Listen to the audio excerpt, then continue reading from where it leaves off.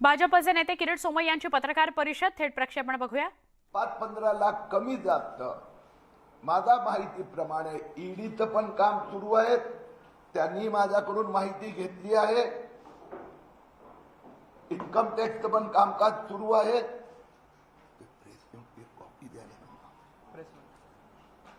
Company मंत्रालयाचे पण cases सुरू आहे।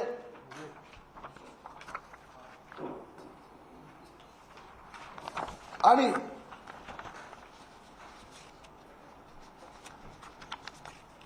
मुश्रीफ परिवाराचे साजिद मुश्रीफ सुपुत्र, नाविद मुश्रीफ सुपुत्र, आबिद मुश्रीफ सुपुत्र, साहिरा हसन मुश्रीफ पत्नी, Navrina associate, universal trading LLP, Brics India private limited, next gen consultancy services LLP, next gen consultancy services LLP मध्ये 50 कोटीचं मनी लॉन्ड्रिंग, म्हणजे कलकत्त्याचा बोगस कंपन्यातून किंवा बंद पडलेल्या कंपन्यांमधून 50 कोटी रुपये आले। आणि बुरखा फाटला एवढं नाही, हसन मुश्रीफ यांनी स्वतः मान्य केलं की हो मी चोरी केली आहे, मी लबाडी केली आहे, मी मनी लॉन्ड्रिंग केलं आहे।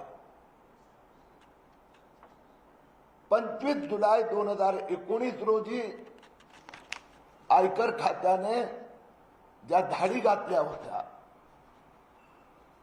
त्या धाडीत हे 158 कोटीचा गैरव्यवहार समोर आला।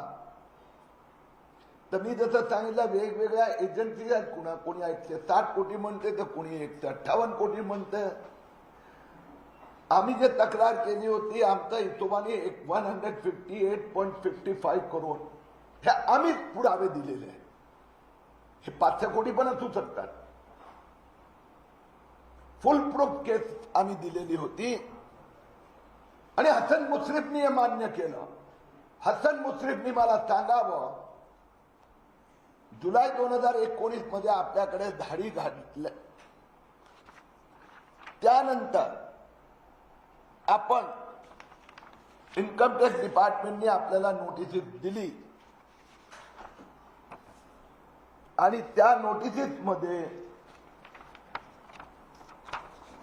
जो पहिली नोटीस आली त्यात आपण 92 कोटी रुपये नॉन ट्रान्सपरंट इन्कम आहे अशी नोटीस आली आहे की नाही।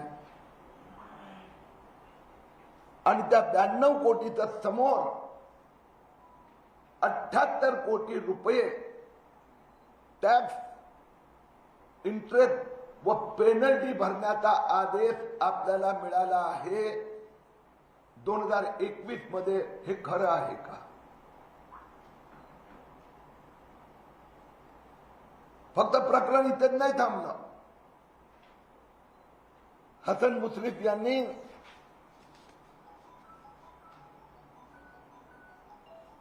इन्कम टॅक्स सेटलमेंट कमिशन मध्ये अर्ज केला की बाबा हो ही गोष्ट खरी आहे, आम्ही भ्रष्टाचाराचा पैसा, चोरीचा, लबाडीचा म्हणजे नॉन ट्रान्सपरंट मनी